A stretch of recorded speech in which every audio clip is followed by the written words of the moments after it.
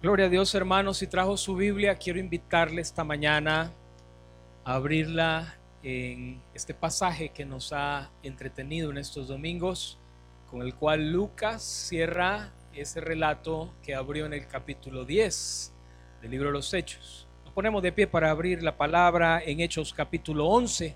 Si por favor lo podemos hacer para leer este párrafo de la escritura en el capítulo 11 del libro de los Hechos.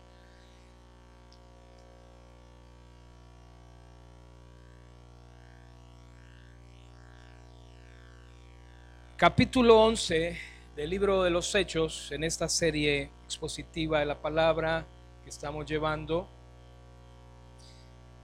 Hemos llegado al capítulo 11. Vamos a leer del versículo 1 al 18, hermanos. Dice: oyeron los apóstoles y los hermanos que estaban en Judea que también los gentiles habían recibido la palabra de Dios. Y cuando Pedro subió a Jerusalén, disputaban con él los que eran de la circuncisión, diciéndole, leamos juntos: ¿por qué has entrado en casa de hombres incircuncisos y has comido con ellos? Entonces comenzó Pedro a contarles por orden lo sucedido, diciéndoles: estaba yo en la ciudad de Jope orando, y vi en éxtasis una visión, algo semejante a un gran lienzo que descendía, que por las cuatro puntas era bajado del cielo y venía hasta aquí. Cuando fijé en él los ojos, consideré y vi cuadrúpedos terrestres y fieras y reptiles y aves del cielo. Y oí una voz que me decía: levántate, Pedro, mata y come. Y dije: Señor, no, porque ninguna cosa común o inmunda entró jamás en mi boca.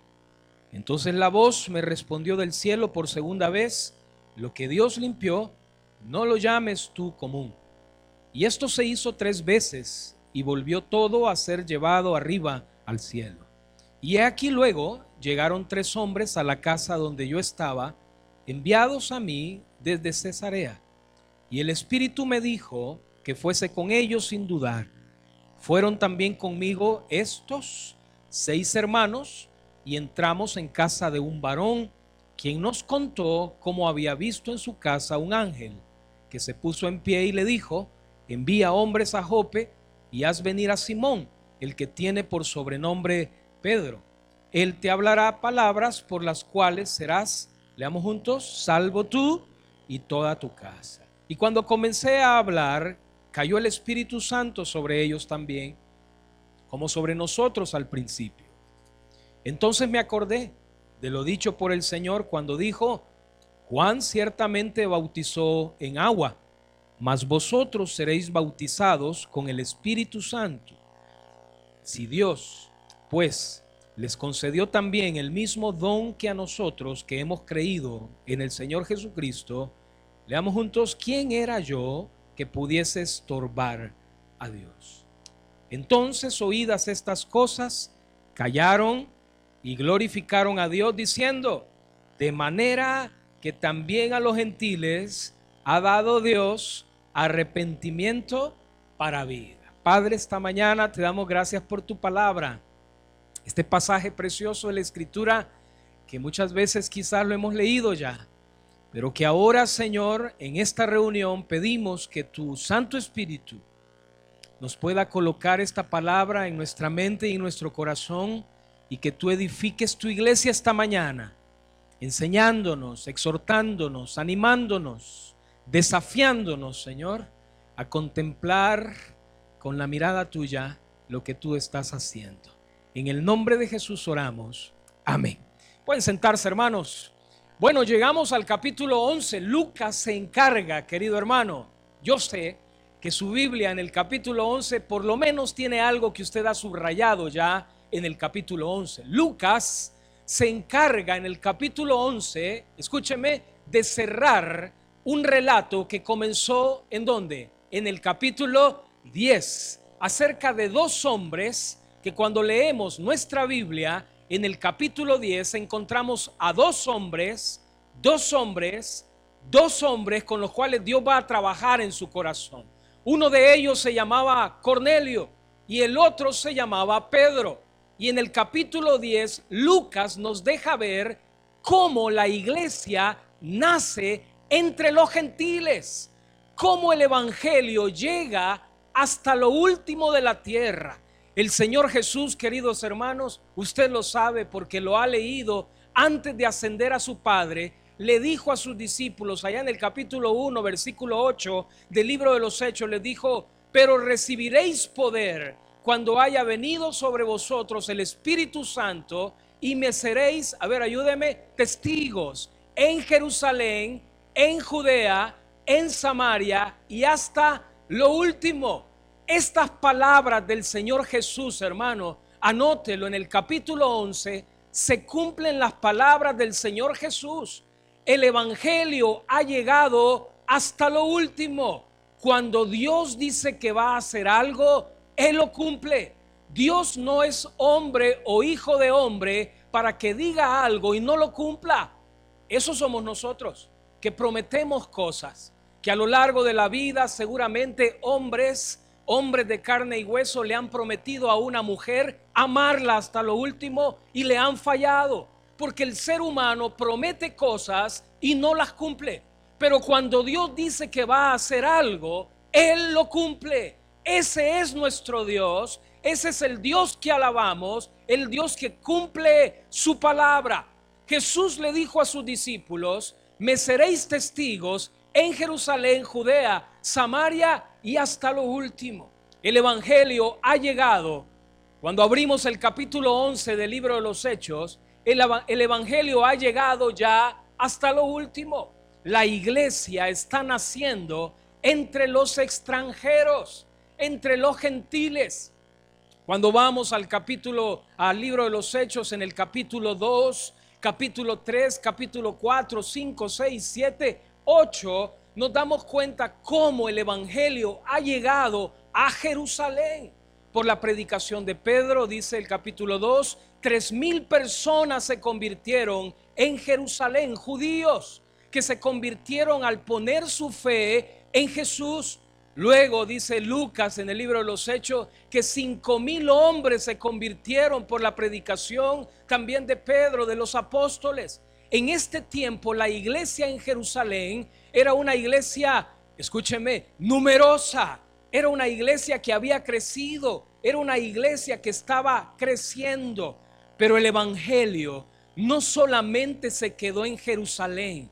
Se cumplieron las palabras de Jesús que dijo: Judea y Samaria.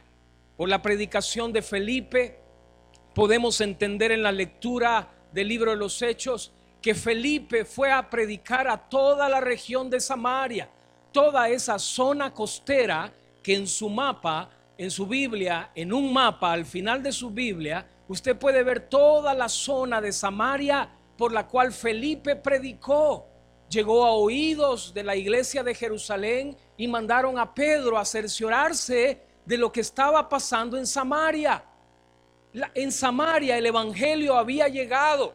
La gente estaba poniendo su fe en Jesús. Queridos hermanos, ¿y en dónde más pondremos nuestra fe? ¿En dónde más, dígame usted, pondremos nuestra confianza? ¿En un hombre? ¿En una autoridad de carne y hueso? ¿En una persona a nuestro alrededor? Dice la palabra: maldito el hombre que pone su confianza en otro hombre. Estos samaritanos pusieron su confianza en quien hay que poner la confianza, en Jesús. Y la iglesia estaba creciendo en Samaria, a tal punto que Lucas nos deja ver uno de los viajes misioneros del apóstol Pedro. Yo sé que estamos acostumbrados a los viajes misioneros del apóstol Pablo, porque Lucas es el hilo conductor por el cual quiere llevarnos los viajes misioneros de Pablo a los gentiles. Pero en el capítulo 9, 10 podemos ver cómo Pedro comienza a visitar allá a Eneas, a Dorcas, y cómo el Señor en el capítulo 10 va a trabajar, escúcheme, trabajar en el corazón de Pedro. El domingo pasado veíamos el capítulo 10 del libro de los Hechos y nos deleitábamos en el relato bíblico cómo Dios está trabajando en Pedro.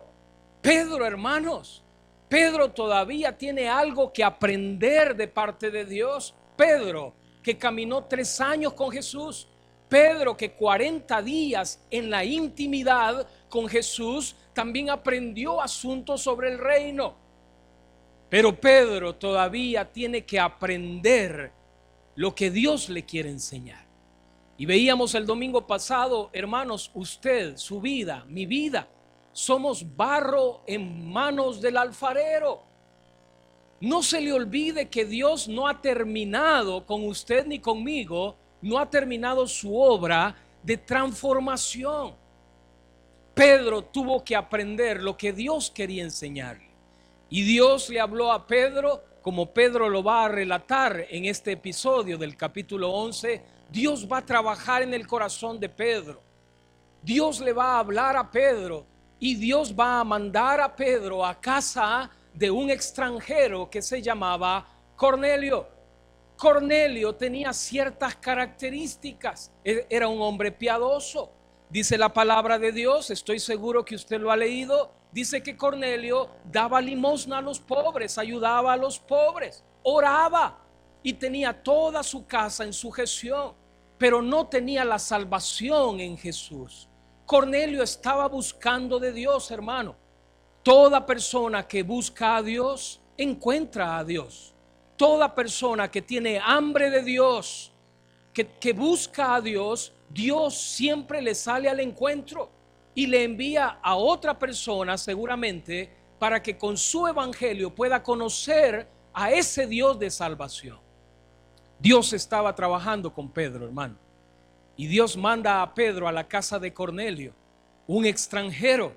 Como Pedro lo va a decir, abominable cosa es entrar, comer y llevarme, tener comunión con un extranjero. Pero Dios está trabajando en Pedro. Dios le ha dicho a Pedro, Pedro, no llames inmundo lo que yo limpio. Y Pedro está con un cortocircuito en su mente, tratando de entender, de comprender cómo Dios obra y la manera como Dios obra. En el capítulo 10 del libro de los Hechos, el episodio de Cornelio y Pedro. Pedro llega a la casa de Cornelio. Y estando en la casa de Cornelio le acompañan 6 varones judíos de la circuncisión, dice Lucas. Le acompañan para hablar, para predicar. El domingo pasado hablábamos del sermón que Pedro predicó en casa de Cornelio. Y se recuerda que decíamos que el sermón que Pedro predicó en casa de Cornelio no es un sermón atractivo a la gente. Pedro le va a decir a Cornelio, ¿sabes qué? Este Jesús que era ungido por Dios, este Jesús Dios lo ha hecho Señor de todos. Y a este Dios lo ha puesto por juez de vivos y de muertos. Y cualquiera de nosotros podría decir, hermano, mire, de lo que menos por favor predique, o los predicadores que predicamos acá, por favor no vaya a predicar del juicio, no vaya a predicar de la condenación eterna, no vaya a predicar del infierno, porque la gente se va a asustar y se va a ir. O al contrario, la gente por temor va a levantar la mano y va a decir que se hace cristiano. Pedro predica al Cristo bíblico. Pedro en la casa de Cornelio le dice a Cornelio que necesita a Jesús, que necesita creer en aquel único que puede perdonar los pecados.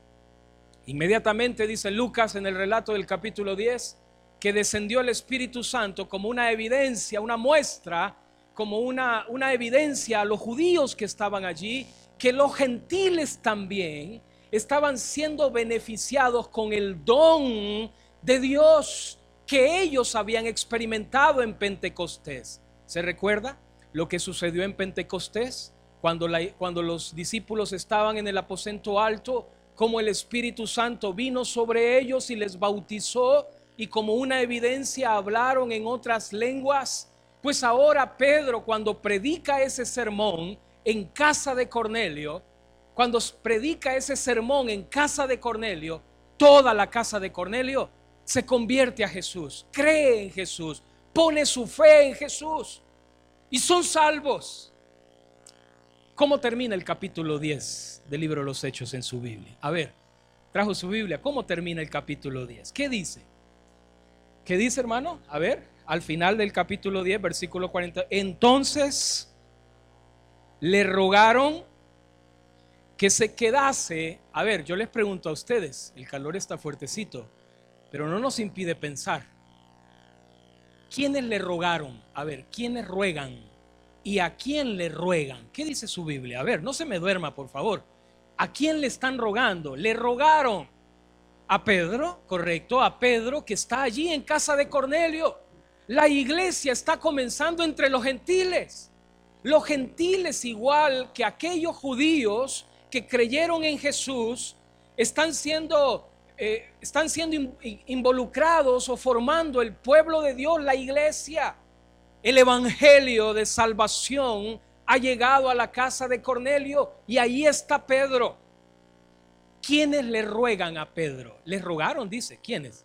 A ver si alguien le pregunta, ¿quiénes le ruegan a Pedro? Bueno, los que están allí en la casa de Cornelio, la nueva iglesia, una iglesia que está naciendo. El evangelio ha llegado entre los gentiles, han puesto su fe en Jesús. ¿Se recuerda cuando puso su fe en Jesús, hermano?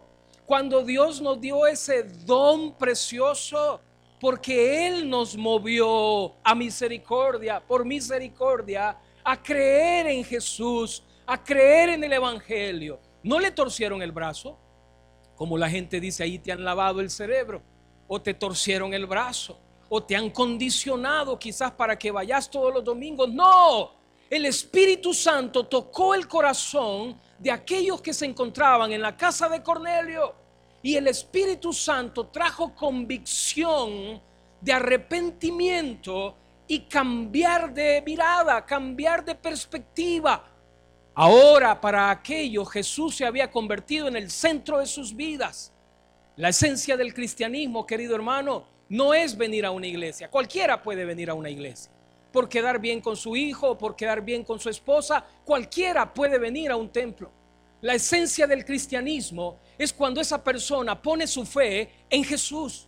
Cuando esa persona convierte a Jesús en el centro de su vida y toda su vida comienza a girar alrededor de Jesús. Jesús se convierte en su amado. Jesús se convierte en su Señor. Jesús se convierte en su pastor. Jesús se convierte en su Dios. Todo lo que Jesús quiere que haga, lo hace. La esencia del cristianismo tiene que ver con lo que sucedió en la casa de Cornelio. Le rogaron a Pedro, y subraya esa palabra, le rogaron a Pedro. Le rogaron. Yo me imagino que le decían a Pedro, Pedro, por favor no te vayas. Yo sé que tú quieres irte a Jerusalén.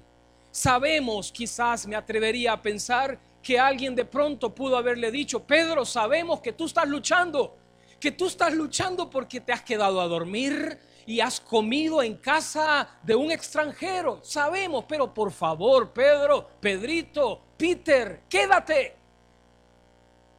Lucas dice, le rogaron que se quedara. Ahora bien, Lucas le encanta mencionar palabras como algunos días. Yo le pregunto a usted, ¿cuántos días fueron que Pedro se quedó en casa de Cornelio en esa región de Cesarea? ¿Cuántos días pudieron haber sido? Recuerde, no había taxi, no había avión como para agarrar el vuelo siguiente a Jerusalén. ¿Cuántos días pudieron haber sido? No es lo más importante. Lo importante es lo que sucedió cuando Pedro estaba allí. Pedro se queda algunos días, dice Lucas, en casa de Cornelio, predicándole a la iglesia que estaba naciendo. Pero el versículo 1 del capítulo 11 nos da un giro. ¿Qué dice su Biblia? Oyeron los apóstoles y los hermanos que estaban en ¿dónde, hermano? ¿Qué dice? Judea, en Jerusalén, que también los gentiles habían recibido, ¿qué dice su Biblia? La palabra de Dios. Qué interesante, hermano, porque ahora aquí hay un principio que necesitamos aprender: a contemplar los propósitos divinos, a hacer a un lado nuestros paradigmas y a permitirle que el Señor me ayude a tener la mirada de Él para aprender y unirme a lo que Dios está haciendo. Dice el versículo 1 en su Biblia que entonces los apóstoles y los hermanos que se encontraban en Judea les llegó el chisme. Y mire, hay algo que viaja más rápido que la velocidad de la luz, es el chisme. ¿Cómo llegó la noticia a Jerusalén, a Judea? ¿Cómo le llegó la noticia? Qué rápido, hermano. Mire, Pedro todavía estaba en Cesarea, en casa de Cornelio, cuando allá en Jerusalén ya sabían. Al punto que cuando Pedro llega, hermano, todo está listo, todo está preparado para cuestionar, para juzgar, para condenar. Me encanta, Nueva Versión Internacional dice, criticaron a Pedro. Porque lo que van a hacer cuando Pedro llega a Judea, donde se encuentran los judíos, no olvide, judíos creyentes, judíos que habían puesto su fe en Jesús, pero que eran judíos.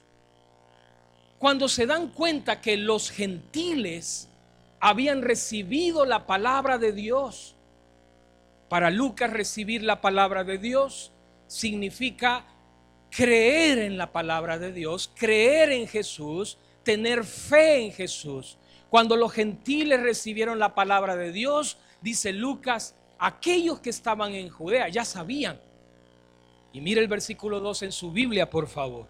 Cuando Pedro subió a Jerusalén, a ver, subraya esa palabra, Reina Valera, por lo menos la versión que yo tengo, dice, disputaban con él los que eran de la circuncisión. Préstele atención a este detalle. Cuando llega Pedro a Jerusalén, hermano, no lo reciben con globos de colores, con confeti, con música, con piñata, con dulces. No reciben a Pedro contentos porque Dios ha alcanzado a los gentiles. No, dice Lucas que cuando Pedro llega a Jerusalén, ellos ya sabían que Pedro se había quedado a dormir en la casa de un extranjero. Y no solo eso, Pedro se había quedado a comer en la casa de un extranjero. Pedro mismo va a decir, esa es una abominación. Nunca mis labios, va a decir Pedro en el relato anterior, han comido algo impuro. Pero Dios está trabajando con Pedro. Dios ha estado trabajando con Pedro. Dios ha estado enseñándole a Pedro, Pedrito, tienes que contemplar los propósitos divinos antes de lo que tú piensas que es correcto o incorrecto. Qué interesante, hermano, porque esa lucha que Pedro va a tener y está teniendo cuando llega a Jerusalén y es cuestionado, esa lucha que Pedro va a tener de comprender el plan de Dios, la va a seguir teniendo. Más adelante uno podría decir, bueno, este Pedro ahora ha comprendido que Dios no hace acepción de persona, que nadie puede quedar excluido en el plan de Dios. Dios ha alcanzado a los gentiles. Pero cuando uno lee la carta de Pablo allá en Gálatas, se da cuenta que Pedro parece ser que no ha comprendido todavía la lección, porque Pablo va a confrontar a Pedro y le va a decir a Pedro que ha sido un hipócrita, que antes que llegaran los judíos, los de la circuncisión, a ese lugar, Pedro estaba de bracete con los gentiles, de tú a tú. Pero cuando llegan los judíos, le dice Pablo, tú has sido un hipócrita, porque entonces has dejado a los gentiles y has venido entonces con los judíos. Aquí hay un principio, hermano. Mire, si a Pedro le costó tanto comprender el plan de Dios, que caminó 3 años con Jesús, 40 días en la intimidad antes de ascender a su Padre, ¿cómo no nos va a costar a nosotros comprender, tener la mirada, la visión, los planes de Dios? Porque tenemos nuestros paradigmas, tenemos nuestras formas, autorizamos, a ese extremo llegamos, de creernos con el derecho de autorizar o desautorizar lo que Dios hace. ¿De dónde, hermano? ¿Y de dónde? Pero lastimosamente el corazón humano es así. El corazón humano tiende a ser crítico, a criticar, a condenar lo que a mi perspectiva me parece que Dios lo está haciendo mal. Y de alguna manera el corazón humano, en esa condena, en esa crítica, en ese juicio, autorizamos lo que Dios hace o desautorizamos lo que Dios hace. Pedro va a aprender a contemplar los propósitos de Dios. Y cuando llega a Jerusalén, entonces ya le tenían armada la sillita lista para que Pedro se sentara, y los de la circuncisión, es decir, estos que se van a volver los judaizantes, aquellos que no van a permitir, que no les va a cuadrar, que no les va a entrar en la mente que un gentil forme parte del pueblo de Dios, de las promesas del pueblo de Dios. Y esto va a ser una lucha en todo el Nuevo Testamento. Los que estaban separados, los que no tenían derecho, gentiles, extranjeros, como Cornelio y como quien escribe Lucas, Hechos, Lucas. ¿Lucas era judío o era un gentil? Hermano, a ver, le pregunto, ¿Lucas era judío o gentil? Era un gentil, y Lucas quiere demostrar en su relato, dejar bien claro, escúcheme, cómo nace la iglesia en medio de los gentiles, cómo la iglesia nació hasta lo último de la tierra. Jesús dijo: me seréis testigos hasta lo último de la tierra. ¿A quién le dice Jesús esas palabras? A los discípulos. ¿Pedro era discípulo o no era discípulo? ¿Pedro estaba allí o no estaba allí? Estaba allí. Hermano, mire qué tremendo, porque Pedro ni se imaginaba que cuando Jesús dijo que ellos iban a ser testigos hasta lo último, ni se imaginaba Pedro que él iba a ser el discípulo que Dios iba a usar para llevar la palabra del evangelio hasta lo último. No se imaginaba. Así como usted y yo no logramos comprender lo que Dios quiere hacer.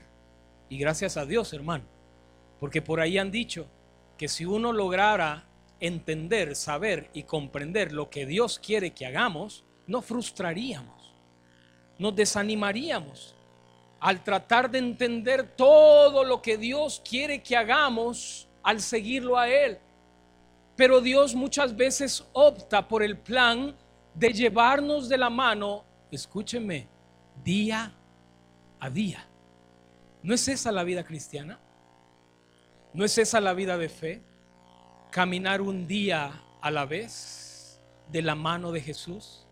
¿No es la vida cristiana seguir a Jesús día a día,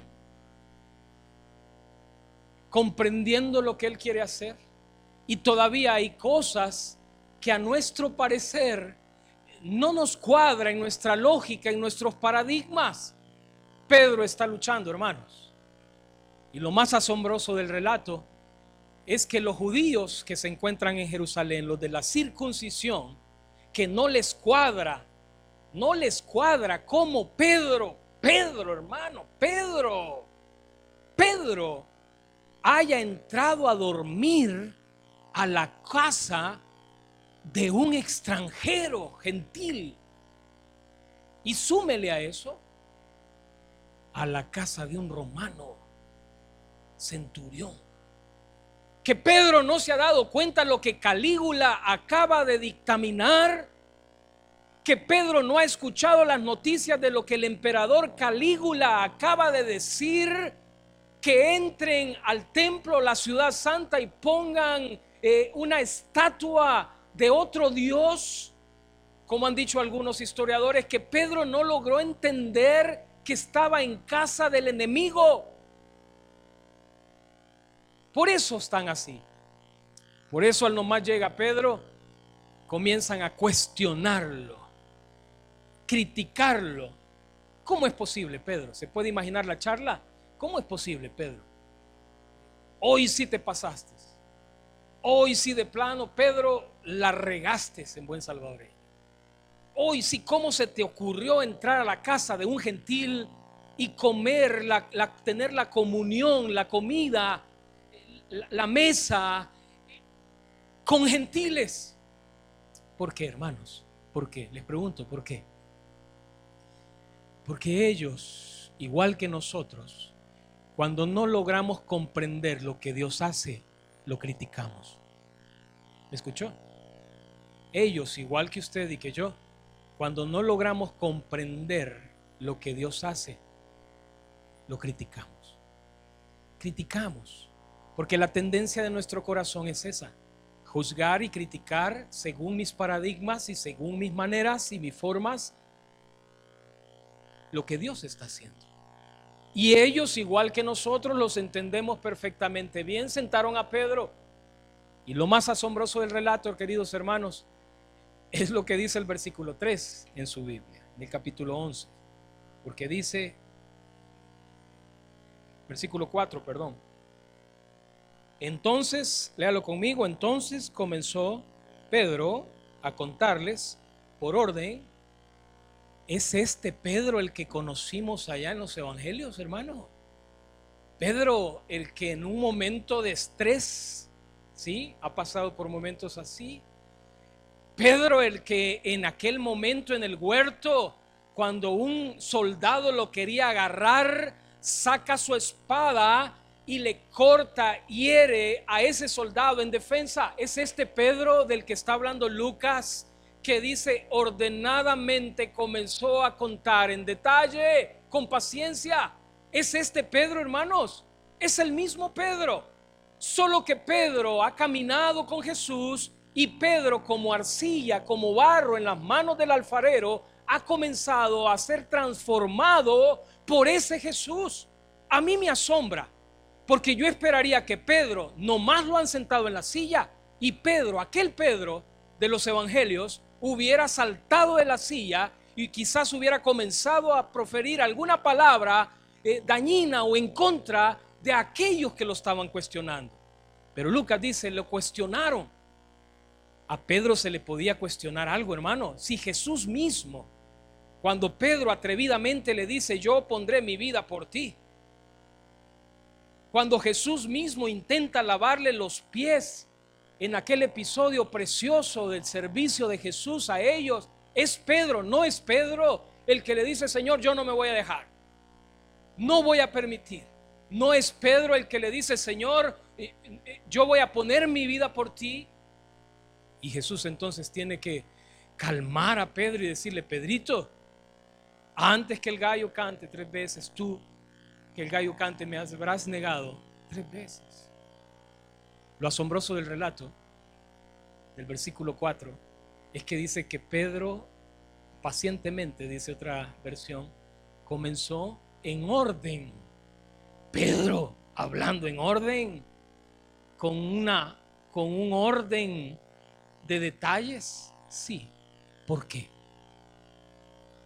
Porque el mismo Jesús al cual Pedro ha decidido seguir, que ha comenzado a transformarlo, es el mismo Jesús al cual nosotros hemos creído. Y estoy seguro, hermanos, algunos de los que están aquí ni se creen la manera como ahora son diferentes a años atrás, cuando comenzaron a caminar la vida cristiana y seguir a Jesús. Es más, alguien lo ve allá afuera y dice, no te puedo creer, y no sos el que conocí. Bueno, eso esperamos, ¿verdad? Porque si seguimos siendo los mismos, entonces tenemos que preguntarnos seriamente, ¿hemos creído en Jesús? ¿O somos religiosos que vienen domingo a domingo a la iglesia a escuchar misa o un sermón? Pedro comienza a contarle, y a Lucas le encanta porque es la tercera vez que va a hablar del relato. Y Pedro le dice, bueno, yo estaba orando, es el pasaje que hemos leído, cuando de pronto entonces vinieron a sacarme de la casa de un varón. Interesante, porque Pedro no les va a decir el nombre. Ellos saben cómo se llama el varón de la casa, en la casa en la cual estaba. Pero usted se fija que en el relato Pedro no les va a decir estaba en la casa de Cornelio. ¡Cornelio! Porque se imaginaba que la expresión iba a ser Cornelio. No, ellos ya sabían en la casa de qué varón estaba. Pero en el relato Pedro comienza diciéndoles: estaba en la casa de un varón, y bueno, fui llevado a la casa de un varón porque este varón vio un ángel en su casa. Y cuando comencé a predicar, entonces cayó sobre ellos el Espíritu Santo como una evidencia igualita a la que nosotros tuvimos, les dice a los de la circuncisión, igualita a la que nosotros tuvimos en Pentecostés. Y ellos sabían que en ese episodio Dios les había bautizado con el Espíritu Santo como su pueblo, como su iglesia, y que ahí habían creído a Jesús, ahí habían sido salvos. Pues igualito, de la misma manera, mira, me recordé lo que Juan decía: ustedes van a ser bautizados, pero el Espíritu Santo los bautizará. Hermanos, y ahí Pedro hace una pregunta retórica. A ver, ¿en qué versículo está? Capítulo 11. ¿La encontró? Versículo 17. Hay una conclusión que Pedro saca. Si Dios pues les concedió también el mismo don que a nosotros, que hemos, esto es clave, ¿qué dice su Biblia? Que hemos creído en el Señor Jesucristo. Y aquí está la pregunta: ¿quién era yo que pudiese estorbar a Dios? Aquí está. Pedro les dice: miren, si Dios les ha concedido a ellos el mismo don de creer en Jesús y ser salvos, no por seguir la ley, no por irse de rodillas a la otra parroquia, no por venir puntualmente, si Dios les ha concedido el don a ellos por creer en fe a Jesús, ¿quién soy yo?, les dice Pedro, para que yo, ojo, pudiera estorbar lo que Dios estaba haciendo. En otras palabras, hermano querido, cuando tú y yo no logramos contemplar los propósitos divinos, tenemos dos opciones. Porque según mis paradigmas, yo puedo decir: no, esto lo que Dios está haciendo, lo está haciendo mal. No puede ser que Cornelio se haya convertido si es un malacate. No puede ser, dirían. Pero cuando tú y yo no logramos contemplar los propósitos divinos, tenemos dos opciones. Una es la más fácil, es la que Pedro luchaba con esta opción: estorbar los planes de Dios. Y mire, hermano, yo quiero recordarle quién era Pedro. Pedro era Pedro. Profundo, ¿verdad? Era el líder. Ese hombre decía: yo me voy a pescar, y todos los demás lo seguían. Pedro podría, humanamente, sacando una conjetura, haber estorbado los planes de Dios. ¿Sí o no? Podía. Y Pedro seguramente era una lucha en su corazón: ¿quién soy yo para estorbar lo que Dios está haciendo? Pedro, opción 1, cuando tú no logras contemplar lo que Dios está haciendo en tu vida, en la vida de tus hijos, en la vida de tu familia, o en la vida de tus hermanos, o en la vida de una comunidad o de una nación lejana, tú tienes dos opciones. Una de ellas es estorbar, y es la más fácil. Estorbar lo que Dios quiere hacer. Estorbar lo que Dios quiere hacer es una manera automática en el corazón humano, como Saulo estorbó la obra de Dios. ¿Se recuerdan? Un ejemplo de eso es Saulo. ¿Cómo? Yo le pregunto a usted antes que se me duerma: ¿cómo estorbó Saulo la obra de Dios? ¿Cómo? A ver. Persiguiendo a los cristianos. Saulo se convirtió en un perseguidor. Pidió cartas para ir a arrastrar del pelo a todo aquel que creyera en Jesús. Y Pedro le dice: ¿quién soy yo para estorbar? Cuando yo no logro comprender los propósitos divinos, tengo dos opciones. Número 1, estorbar lo que Dios quiere hacer. ¿Cómo se le ocurre que voy a dar dinero, de mi dinero, para la ofrenda misionera, para mandarla a aquel pueblucho? ¿Cómo se le ocurre que voy a dar de mi dinero en la ofrenda que piden para misiones para mandársela a ese obrerucho que a saber quién es, nadie lo conoce?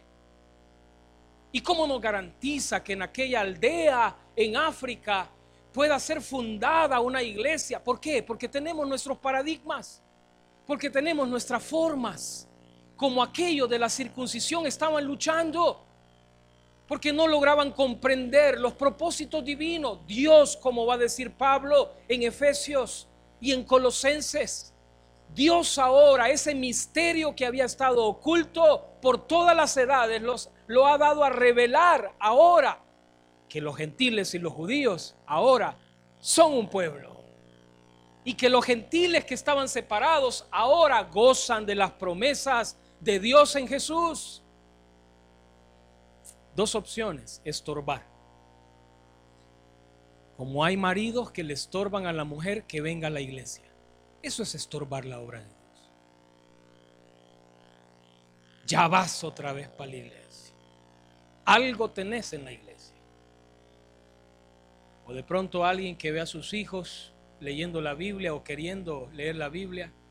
Es fácil estorbar, teniendo la opción de traerlos a la iglesia para que estudien la palabra de Dios.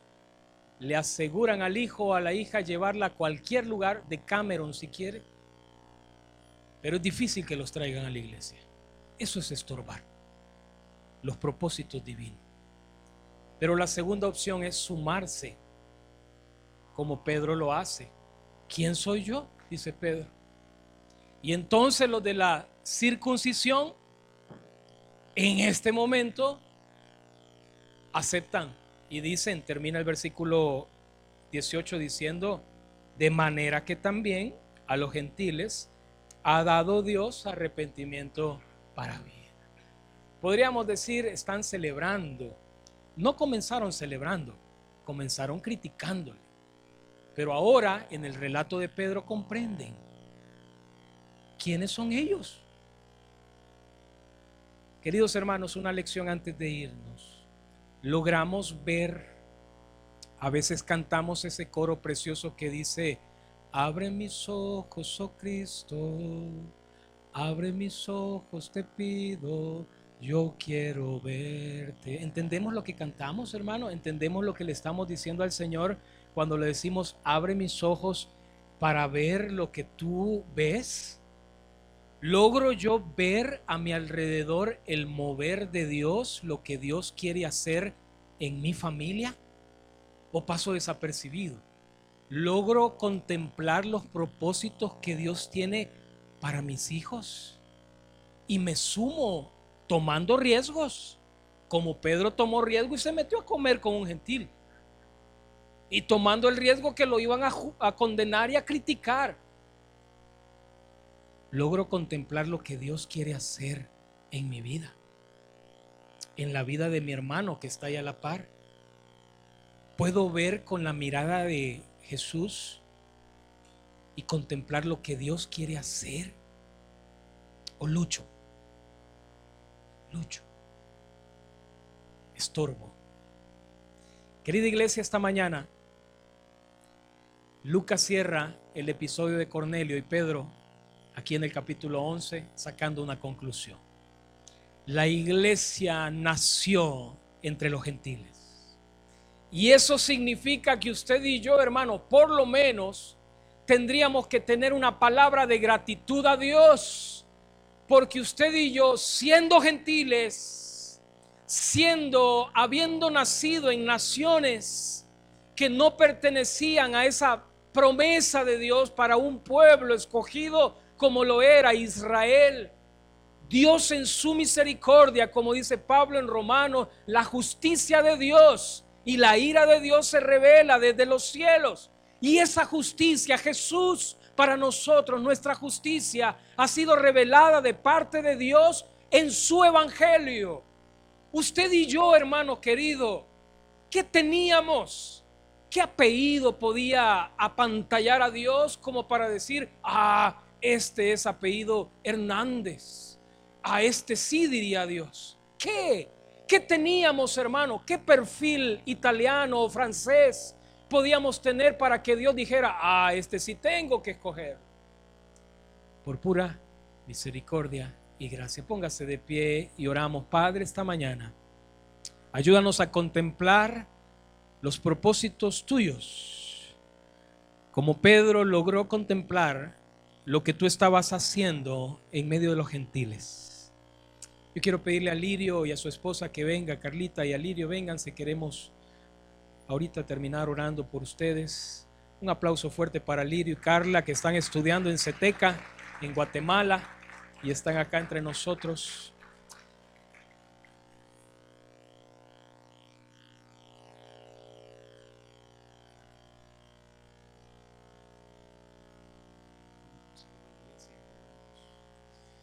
Buenos días, hermanos, que Dios les bendiga, qué gusto verlos.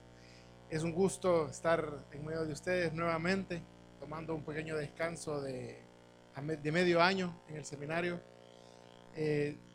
Gracias, hemos estado sintiendo el respaldo de sus oraciones, hermanos, y Dios ha actuado de maneras increíbles. Creo que jamás hubiéramos experimentado al Señor de la manera que lo hemos experimentado hoy si no fuera por la misericordia de la que predicaba el hermano Carlos esta mañana y por sus oraciones.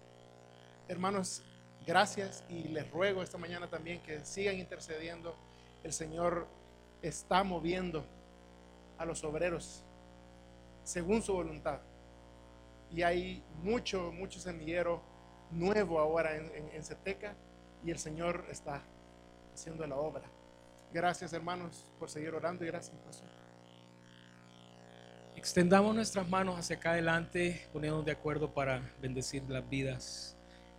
Padre, esta mañana aquí está Lirio, su esposa, su familia, entre nosotros, y nos alegra verles, y a la luz de la palabra que estudiábamos esta mañana, cómo tú te mueves y cómo tú obras en tu iglesia, formándonos. Oramos para que la formación que ellos están teniendo, bíblica, espiritual, teológica, puedan conocerte más de cerca a ti. Les bendecimos esta mañana. Ayúdanos a contemplar los propósitos divinos alrededor nuestro. Les bendecimos, llénales de descanso, de salud, provisión tuya, nuevas fuerzas para regresar a Guatemala y seguir capacitándose en el seminario. Gracias por sus vidas y gracias por lo que tú vas a hacer esta semana entre nosotros. En Jesús oramos. Un fuerte aplauso para Lirio y Carlita. Estamos despedidos, hermanos.